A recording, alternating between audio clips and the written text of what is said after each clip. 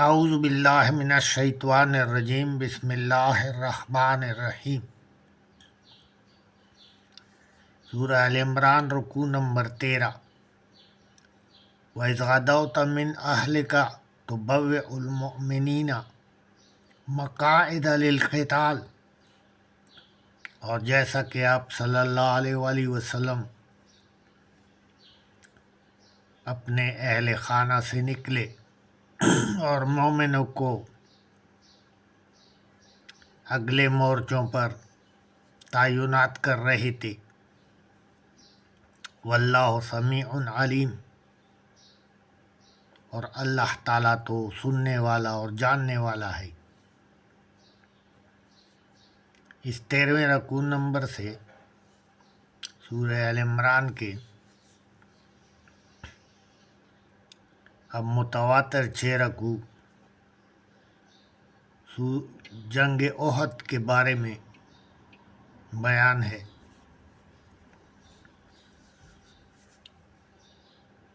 تمہیدی بیان یہ ہے کہ جنگ بدر میں جب کافروں کو شکست ہوئی، کفار مکہ کو، ابو جہل مارا گیا، بڑے بڑے سردار مارے گئے، 70 لوگ مارے گئے، سردار 70 کو جکڑ لیا تھا۔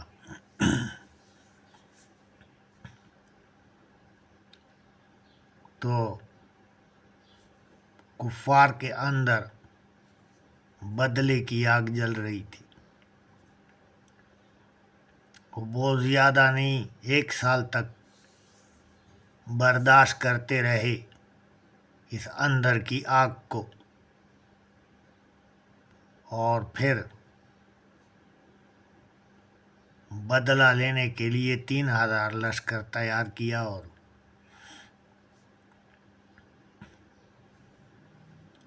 مدینے پر چڑھائی کا فیصلہ کیا۔ راستے میں احد کے مقام پر، احد پہاڑی ہے، وہاں پر انہوں نے جنگ کے لیے ڈیرے ڈال دیے۔ یہ احد پہاڑی اس طرح تھی کہ چاروں طرف پہاڑی تھے، ایک طرف ایک گھاٹی سی تھی، درہ۔ آپ صلی اللہ علیہ وآلہ وسلم نے صحابہ کرام کے ساتھ مشورہ کیا۔ آپ صلی اللہ علیہ وآلہ وسلم کا مشورہ یہ تھا اپنی طرف سے کہ مدینے میں ٹھہر کر ان کا مقابلہ کیا جائے، کہ دفاعی طور پر ان کا مقابلہ کیا جائے، کہ وہ حملہ آور ہوں تو ہم دفاع کریں مدینے کا۔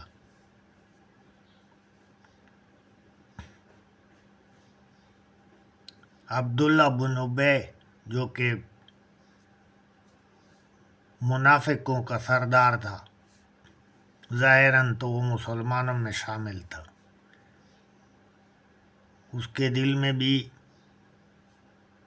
وہ حسرت موجود تھی کہ جب آپ صلی اللہ علیہ وآلہ وسلم ہجرت کر کے مکہ سے مدینے آ رہے تھے تو اس کے لیے تاج بھی تیار کیا ہوا تھا، تاج پوشی کا انتظام کیا گیا تھا،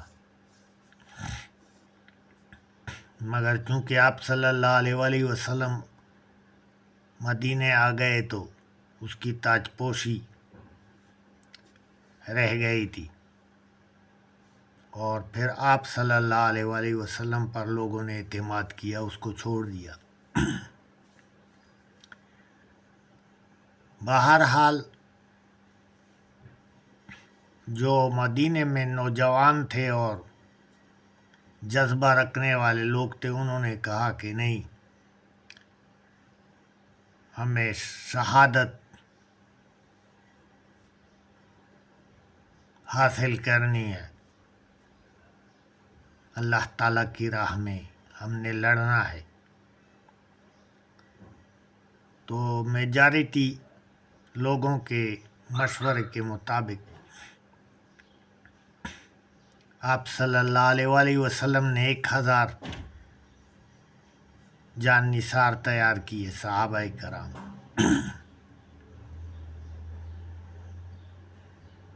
جب احد کے مقام پر پہنچنے کے قریب ہوئے تو عبداللہ بن ابی نے اپنے 300 ساتھیوں کے ساتھ وہ لوٹ گیا کہ ہماری بات نہیں مانی جاتی تو پھر ہم آپ لوگوں کے ساتھ جہاد میں شامل نہیں ہوتے.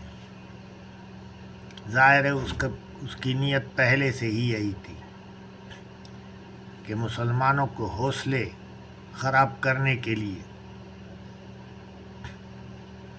انہوں نے یہی کرنا تھا. وہ پہلے سے قریش مکہ کے ساتھ رابطے میں تھے.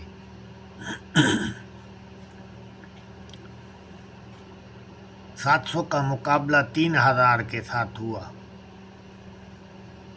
فتح ہوئی مسلمانوں کو. اس دوران میں جنگ سے پہلے وہ جو گھاٹی تھی درا اس پر حضور صلی اللہ علیہ وسلم نے 50 تیر انداز مقرر کیے تھے تاکہ وہیں سے کوئی حملہ نہ کرے، اس لیے کہ پھر تو ان کی پیٹھ ہوگی اور پیٹھ پر حملہ ہونے سے تو پھر ان کو نقصان ہوگا، شکست ہوگی. جب مسلمانوں کو فتح ہوئی، مال غنیمت بٹورنے لگے، اکٹھا کرنے لگے، تو درے پر جو 50 تیر انداز محمد صلی اللہ علیہ وسلم نے مقرر کیے تھے اور ان سے کہا تھا کہ جب تک حضور صلی اللہ علیہ وسلم ان سے نہ کہے وہ اپنی جگہ سے نہیں ہلیں گے. سختی سے منع کیا تھا کہ اپنی ڈیوٹی وہاں پہ کریں گے، مگر ان میں پر اختلاف پیدا ہوا اور وہ کہنے لگے کہ اب چونکہ مسلمانوں کو جیت ہوئی ہے تو فتح ہوئی ہے تو ہم ان کے ساتھ مال غنیمت اکٹھا کرنے میں مدد کرتے ہیں. 11 لوگ ایسے تھے ان 50 میں سے جنہوں نے کہا کہ حضور صلی اللہ علیہ وسلم نے سختی سے منع کیا ہے، اس لیے آپ لوگوں کو نہیں جانا چاہیے، ہم تو نہیں جاتے، درے کو نہیں چھوڑتے. مگر وہ نہ مانے، چلے گئے اور 11 صحابہ کرام درے پر رہ گئے. شکست کے دوران خالد بن ولید اس وقت مسلمان نہیں ہوا تھا. وہ اپنے جھتے کے ساتھ جا رہا تھا، بھاگ رہا تھا کہ اس نے دیکھا کہ درا سے وہ لوگ جو ہے نا ہٹ گئے ہیں، صرف 11 لوگ موجود ہیں تھوڑے سے. تو ادھر سے اس نے حملہ کیا، جوابی حملہ. وہ 11 بھی شہید ہو گئے اور کافی نقصان ہوا مسلمانوں کا. بہت مسلمان گاؤ کھا چکے اور شہید ہو گئے، اور آپ صلی اللہ علیہ وسلم کو بھی چہرے مبارک پر زخم ہوا اور 2 دانت بھی شہید ہوئے. اس وقت آپ صلی اللہ علیہ وسلم کی زبان مبارک سے یہ بھی فرمایا گیا کہ اس قوم کو کیسے اللہ تعالیٰ ہدایت کرے گا کہ انہوں نے اپنے نبی کو اپنے خون میں رنگ دیا. تو پھر اللہ تعالیٰ نے آپ کی اصلاح کی اور فرمایا کہ آپ فیوچر کے بارے میں نہیں جانتے ہیں اور اللہ ہی بہتر جانتا ہے کہ یا ان کو عذاب دے گا یا ان کو بخش دے گا، مغفرت کرے گا. تو آپ صلی اللہ علیہ وسلم ایسا نہ فرمائیے، اس لیے کہ آپ کی زبان سے نکلے ہوئے الفاظ تو اللہ تعالیٰ کے الفاظ ہوتے ہیں. تو پھر یہ لوگ ہمیشہ کے لیے جہنم میں جلتے رہیں گے. اور پھر یہ اللہ تعالیٰ نے ان کو دکھا بھی دیا کہ وہی خالد بن ولید جس کی وجہ سے آپ کا خون بہا اور بہت سے صحابہ کرام بھی شہید ہوئے، وہ پھر اللہ تعالیٰ کی تلوار تلقب پا گئے آپ کی زبان مبارک سے.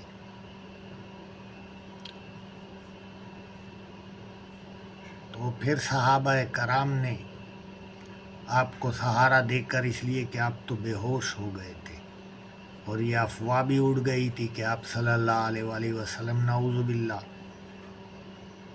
اس دنیا سے رخصت ہو چکے ہیں. مگر لوگوں نے، صحابہ کرام نے آپ صلی اللہ علیہ وآلہ وسلم کو پہاڑی پر چڑھایا اور آپ تمام صحابہ کرام بھی پہاڑی پر چڑھ گئے. خالد بن ولید نے اس وقت کہا کہ جانا نہیں ہے، ان سب کو یہیں پہ ختم کرنا ہے.